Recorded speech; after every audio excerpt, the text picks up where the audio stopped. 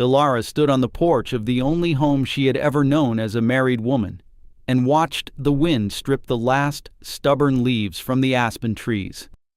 It was a cold, surgical wind, the kind that promised an early and unforgiving winter. Each gust felt like a judgment, a final scouring of the life she had built with a man who had loved the sky more than the ground beneath his feet.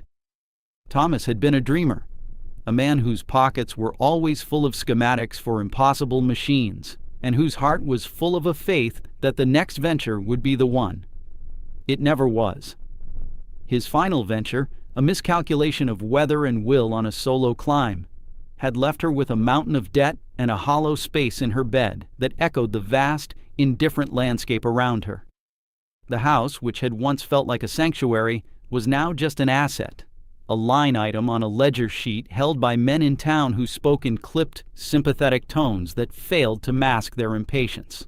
Her brother-in-law, Silas, was the worst of them. He was a man carved from the same hard granite as the mountains that ringed their valley, a man who saw the world in terms of profit and loss. Thomas had been all loss. By extension, so was she. The house was sold to cover the most pressing of the debts. The furniture, the tools, the physical remnants of a shared life were auctioned off in a grim, methodical process that felt like a second funeral. When the dust settled, Ilara was left with nothing but a small, pitiable sum of cash, and a single final piece of her husband's chaotic estate. Silas had presented it to her not with kindness, but with a weary sigh of finality, as if bestowing upon her a great and terrible burden he was glad to be rid of. It was a deed, written in the spidery script of a bygone era, for a 40-acre plot on the northern face of Whisperwind Ridge. 40 acres. The words sounded substantial, a foothold in a world that was rapidly turning to quicksand. But she knew the land, as everyone in the valley did. It was known colloquially as the Boneyard. It was a vertical catastrophe of shale and scree, useless for grazing, impossible for farming, and perpetually in the shadow of the ridge, ensuring it held the snow late into the spring and welcomed it early in the autumn. It was a plot of land so utterly without value that it had been a running joke in Thomas's family for generations, passed down to the most hapless or least favored son, and now to his widow. The only feature of note on the entire 40 acres was a cave, a dark, jagged mouth in the rock face, locally known as the Bear's Maw. It was rumored to be a deep and complex system, but no one had ever bothered to explore it properly. It was just a hole in a worthless piece of rock. Silas had made that clear. "It's yours, Ilara. Free and clear," he had said, placing the folded deed on the table between them. His voice was flat, devoid of emotion. "The taxes are negligible. At least it's a roof of sorts." The unspoken words hung in the air. A roof fit for a beggar or a wild animal. The gesture was not charity. It was a dismissal. He was washing his hands of her, giving her a piece of the earth to crawl into and be forgotten. The town's reaction was a quiet chorus of pity and morbid fascination. Whispers followed her from the general store, where she spent her last dollars on durable canvas, rope, and dried goods.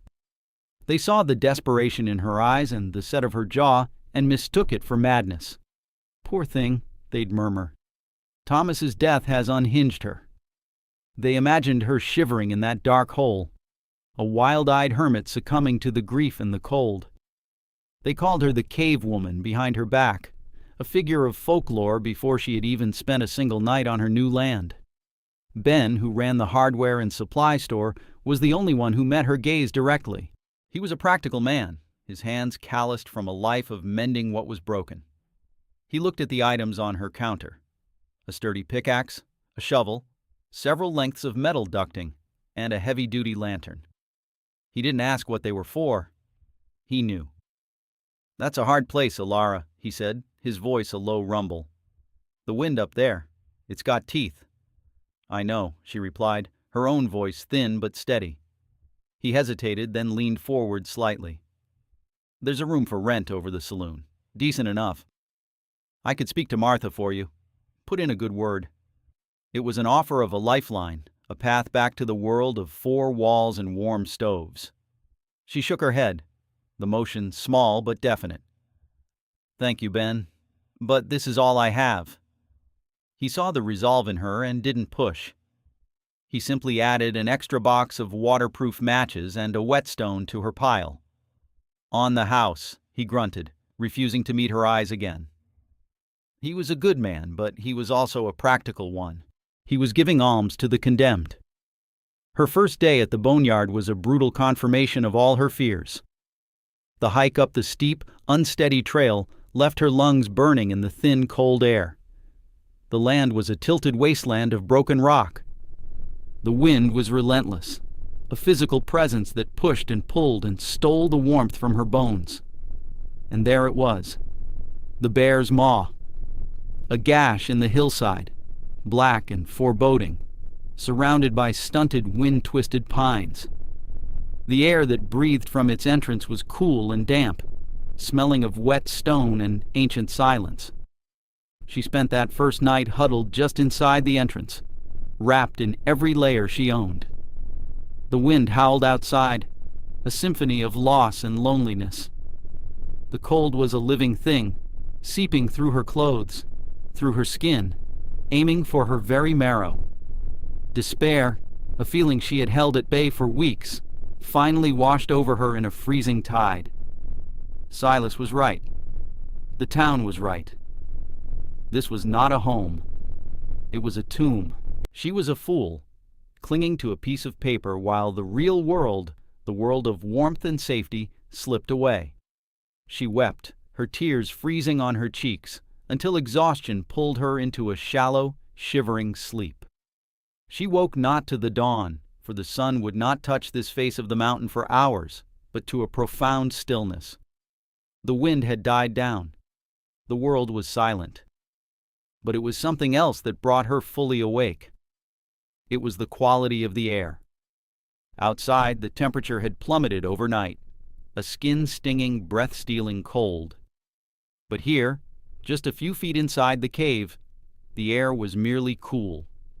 It was a steady, consistent cool, utterly indifferent to the vicious plunge in temperature outside. A memory surfaced, unbidden and sharp. It was of her grandfather, a man who had come from the old country with hands like shovels and a deep, intuitive understanding of the earth. He had been a stonemason, and he had built the finest root cellar in the valley. As a child, she had asked him how the vegetables stayed so crisp in the summer and never froze in the winter. He had tapped the stone wall with a thick finger. "The earth has a slow heart," he'd said, his voice accented and warm. "It does not race in the summer sun, and it does not stop in the winter ice. It holds its temperature. Deep enough, it is always the same. This cellar, it breathes with the deep earth, not the flighty air. The earth has a slow heart." Alara sat up, the cold forgotten. She looked at the darkness of the cave not as a void, but as a depth. She crawled forward, away from the entrance, deeper into the black. The further she went, the more the air seemed to stabilize, losing its damp chill, becoming simply still. She held her hand up. The air was not warm, but it was not cold either. It was a constant. She had read about it in a geology textbook once. Geothermal stability. Below the frost line, the Earth maintains a steady temperature, roughly the average annual temperature of the region. Here, that was likely around 50 degrees Fahrenheit. Not warm, but a universe away from the sub-zero temperatures that the coming winter would bring. The townspeople saw a hole in the ground, a primitive shelter. They saw a desperate woman crawling into the dark to die. They were wrong. Alara began to see something else entirely. She saw a machine, a massive, passive thermal battery.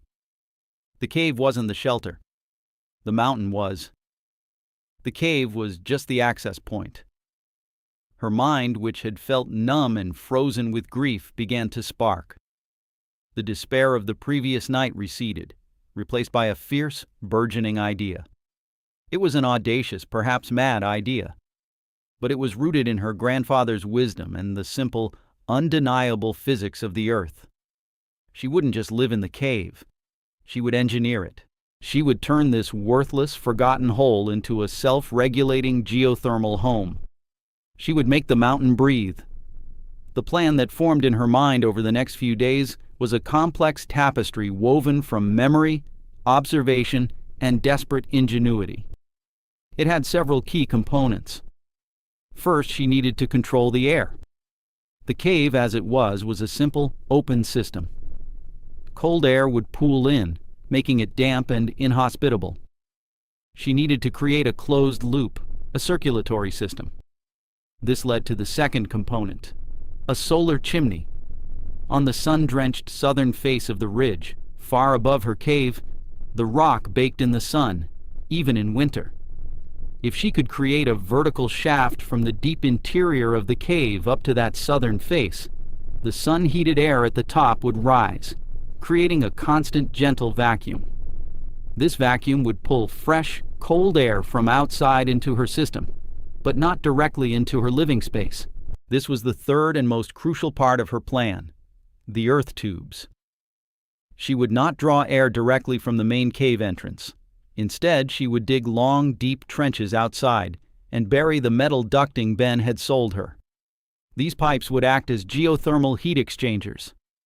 As the frigid winter air was pulled into the pipes by the draw of the solar chimney, it would have to travel over 100 feet underground. During that journey, the surrounding earth, with its constant 50-degree temperature, would warm the air. By the time it entered her living space, the air would have been naturally preheated from, say, 0 degrees to nearly 50. It would be a constant supply of fresh, pre-warmed air. The fourth component was a sun trap at the entrance. She would use the canvas and scavenged timber to create a sort of greenhouse vestibule. It would capture any weak winter sunlight, creating a buffer zone between her living space and the outside world, and it would also serve as a place for plants, which would help with air quality. The final piece was insulation and moisture control. She would need to seal off unnecessary fissures and create a vapor barrier to prevent the dampness of the cave from permeating her living quarters. It was a plan born of genius and utter necessity. From the outside, it would look like madness. It would involve months of back-breaking labor, digging through rocky, unforgiving soil with nothing but a pickaxe and a shovel. She would be a mole woman, burrowing into the earth, disappearing from sight. The town would see her disappear into that hole and assume the worst. Let them, she thought. Their scorn was a fuel, their pity an insult. She had her grandfather's words and a deep, resonant faith in the slow, steady heart of the earth. The work began. It was a brutal, relentless assault on her body and her will. The first task was to clear the main chamber of the cave, the area she had designated as her living space. For decades, it had been a repository for rockfall and debris. She spent weeks hauling out stones, some the size of her fist, others the size of her torso, her muscles screaming in protest. Her hands, soft from a life of books and domesticity, were quickly rubbed raw, then blistered, then calloused into thick, leathery pads. The dust was a constant presence, coating her clothes, her skin, her lungs. Then came the digging of the trenches for the earth tubes. The ground was a stubborn mixture of clay and stone. Every shovelful was a battle. She would dig for an hour and find herself drenched in sweat, even as the autumn air grew colder. Some days she would hit a rock ledge that took her days to work around or break through. It was slow, monotonous, exhausting work. There were moments of profound frustration, moments when she would throw her shovel down and stare at the pathetic length of her trench, the mountain seeming to mock her with its immense, unyielding scale. In those moments, she would retreat into the cave, press her cheek against the cool, steady stone, and listen. She would listen for the slow heartbeat her grandfather had spoken of, and in the deep, silent stillness, she would find the strength to pick up the shovel again. Silas came to visit once, in mid-autumn. He didn't make the full climb, just stood at the base of the trail and shouted her name. She emerged from the cave, blinking in the pale light, covered in a film of dirt and sweat. He stared at her, his face a mask of disapproval and distaste. He could see the piles of excavated rock, the beginnings of her trenches. "What in God's name are you doing, Alara?" he called up, his voice sharp with scorn. "Are you digging your own grave?" "I'm building a house," she replied, her voice hoarse from the dust. He let out a short, harsh laugh. "A house? That's a den for a fox, not a home for a woman. This is madness. You've lost your senses. Come down from there. I'll find you a room in town. You can work at the diner. Anything is better than this." His offer was laced with the same condescending pity as before, but now it was sharpened with embarrassment. She was his brother's widow, and her public descent into what he saw as insanity was a stain on the family name. "I'm fine, Silas," she said, turning to go back to her work. "You'll be dead by Christmas," he shouted at her, retreating back. "Frozen solid in that hole. And don't come crying to me when the snows hit." His words, meant to wound, barely touched her. She was too immersed in the process, too focused on the next stone to be moved, the next foot of trench to be dug. The world outside, the world of opinions and judgments, was fading. Her world was becoming the scent of damp earth, the rhythm of her own breathing, the satisfying scrape of metal on rock, and the slow, tangible progress she made each day. Ben was her only other regular contact with that world. She had to hike down to his store every couple of weeks for supplies, more kerosene for her lantern, rope, sealant, and food. He never asked about her progress directly, but he would eye the new calluses on her hands, the streaks of stone dust permanently ingrained in her skin, and the quiet determination in her eyes. He stopped offering her a room in town. Instead, he started asking quiet, practical questions. "Having trouble with groundwater?" he asked one day as she was buying a tube of industrial caulk. "A bit of seepage on the west wall," she admitted. "I think I've found the fissure." He nodded slowly, pulling a different product from the shelf. "This stuff is better. It's a hydraulic cement. Sets even with water present. Miners use it." He pushed it across the counter. "My price." It was a small gesture, but it was the first crack in the wall of skepticism that surrounded her. Ben did not understand her grand design. He likely still thought she was engaged in a fool's errand. But he could see the work. He respected the sheer, undeniable effort. He was a man who understood labor, and he could see that whatever Alara was doing, she was doing it with a fierce and methodical purpose. He began to extend her more credit, allowing her to purchase the panes of glass she would need for her sun trap, a small wood-burning stove for cooking and supplemental heat, and the final lengths of pipe she needed to complete her system. He was investing not in her idea, but in her grit. By the time the first snows fell, a week before Thanksgiving, the system was largely complete. The earth tubes were buried, connected to a manifold inside the cave. The solar chimney, a narrow shaft she had painstakingly widened from a natural fissure using drills and wedges, was operational. The sun trap, a crude but effective greenhouse of timber and glass, enclosed the entrance. Inside, her living space was partitioned off from the rest of the cave with thick canvas curtains, creating a smaller, more manageable area to heat. The floor was leveled and covered with salvaged wooden planks, raised slightly off the stone to prevent dampness. It was small, it was rustic, but it was hers, and it worked. The first test came with that early snow. The temperature outside dropped to 10 degrees. Inside her living space, with only the geothermal system running, the air held steady at a comfortable 52 degrees. The air was fresh, with a constant gentle circulation from the vents. When she lit a small fire in the wood stove to cook her dinner, the temperature rose to a cozy 65. Outside, the snow fell in a thick, silent blanket. Inside, Alara sat in her sturdy chair, reading a book by lantern light, the air still and warm, the silence of the cave a peaceful embrace. For the first time since Thomas's death, she felt a sense of profound security. She was not just surviving, she was home. Down in the valley, the first snows were a nuisance but not a threat. They were a reminder to stack the firewood higher, to check the seals on the windows, to top off the propane tanks.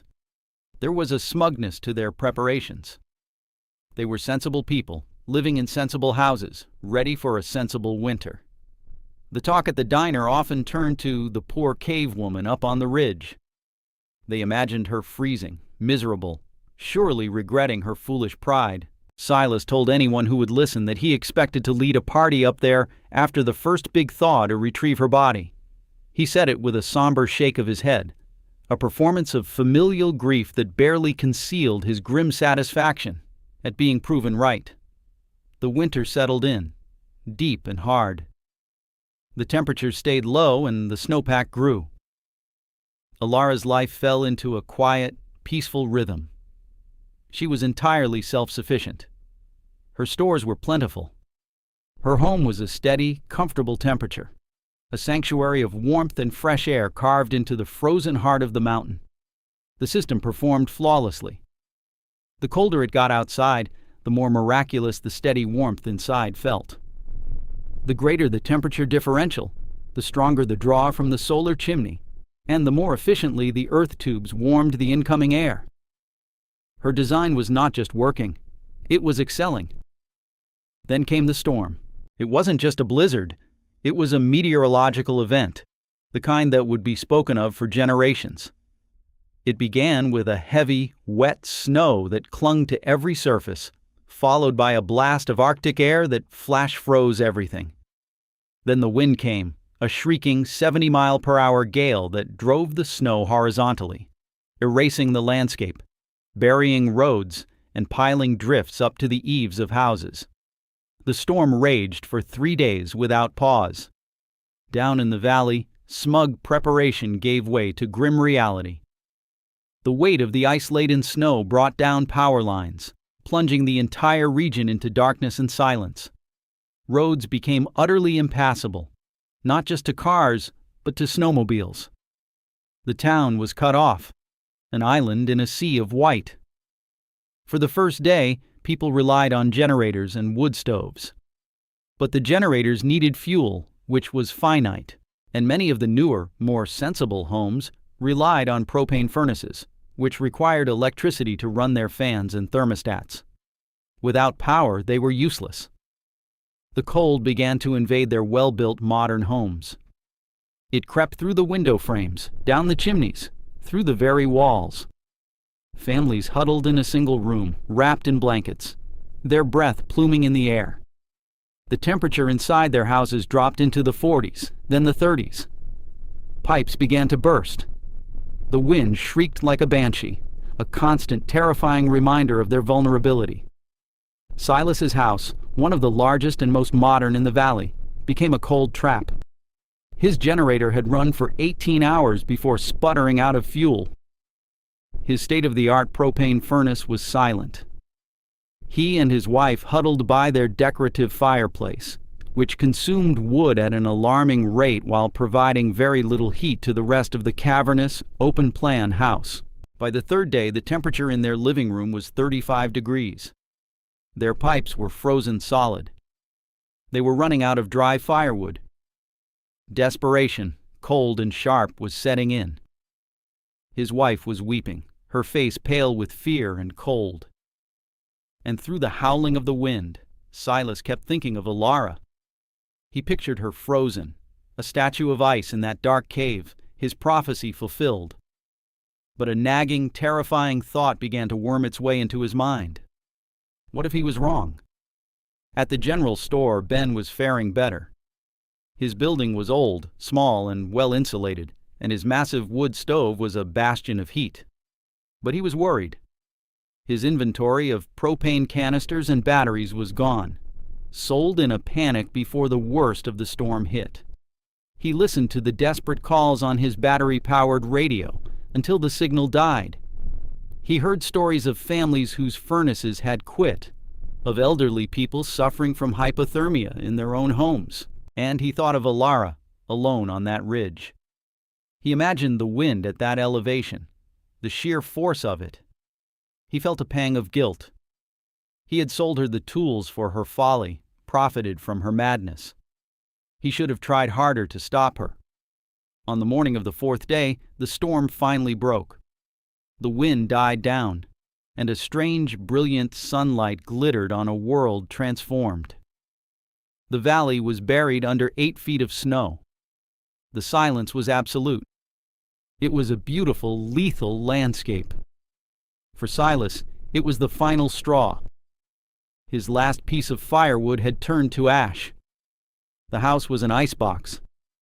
He looked at his wife, shivering uncontrollably under a pile of blankets, and knew he had to do something. The thought that had been nagging him now consumed him. The memory of Alara, covered in dirt, saying, "I'm building a house."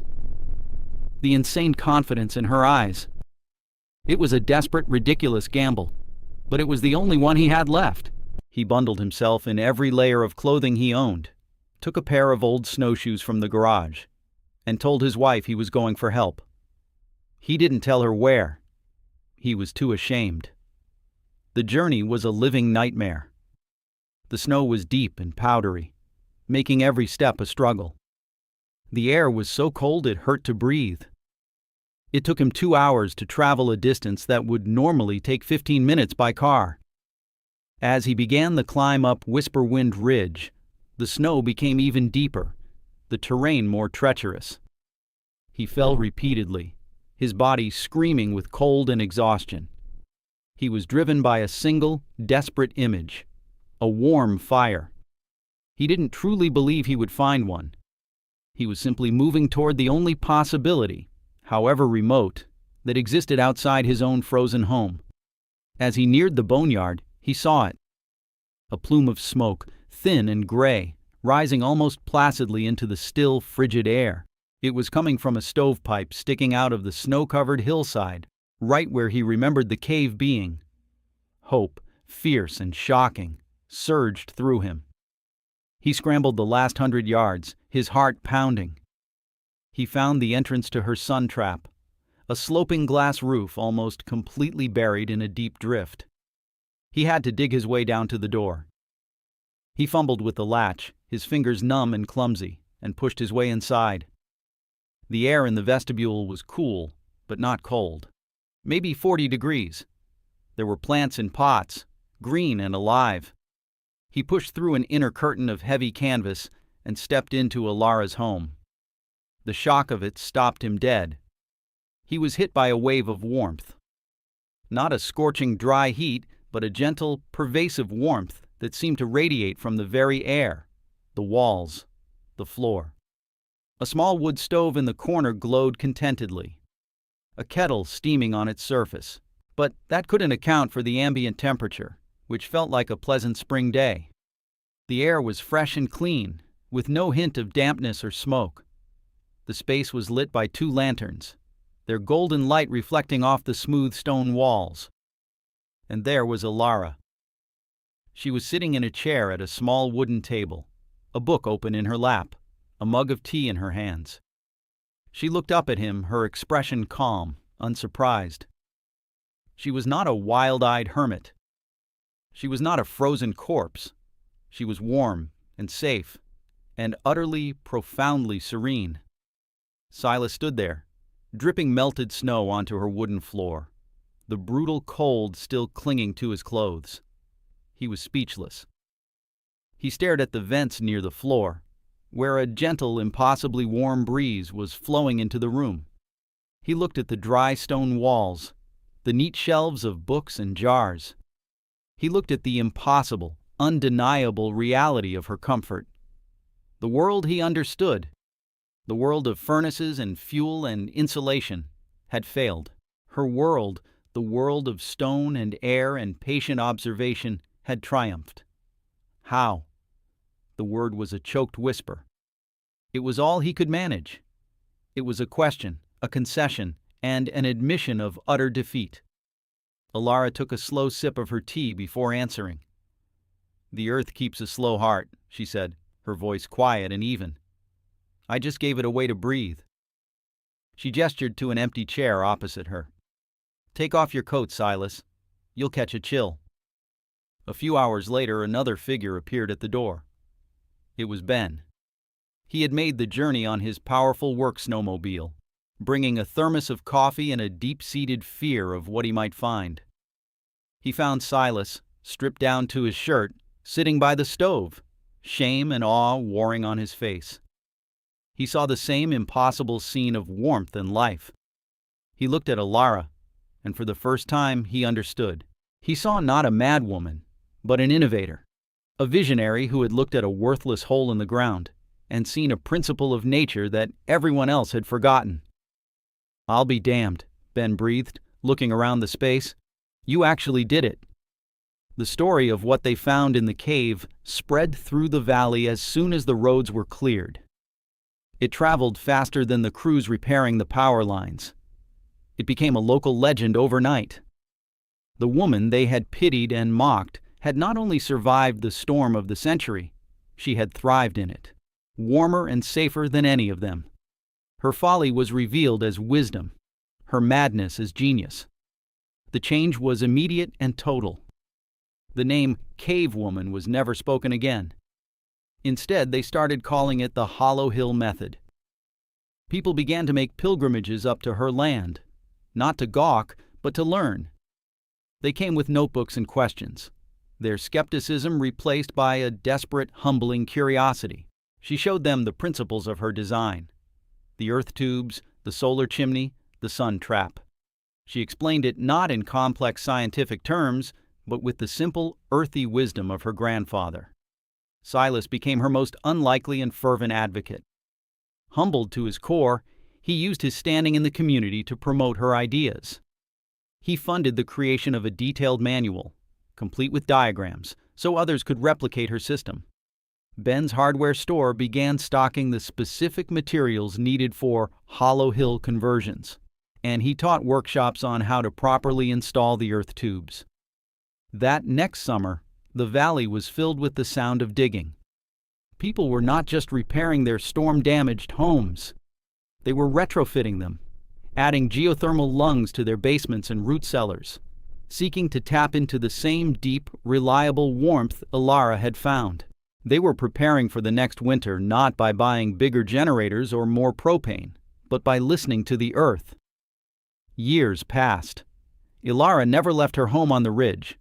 She expanded it, creating new chambers for a workshop and a greenhouse, where she grew fresh vegetables year-round. Her home became a beacon, a testament to a different way of thinking. She was no longer an outcast, but a respected elder, the quiet, unassuming matriarch of a new kind of resilience. The houses in the valley changed. New homes were built with the Hollow Hill Method as a standard feature. The valley, once so vulnerable to the whims of its harsh climate, became a model of sustainable, self-sufficient living. The story of the woman who was given a cave and survived a blizzard became more than just a local tale. It became a parable. It served as a reminder that the greatest resources are often the ones we overlook, the ones hidden in plain sight, dismissed as worthless. It was a story about the profound power of quiet observation in a world that is always shouting. It taught a simple, enduring lesson, that sometimes the most revolutionary act is to stop fighting against nature, and instead learn to breathe with it, to listen for its slow, steady, and life-giving heart.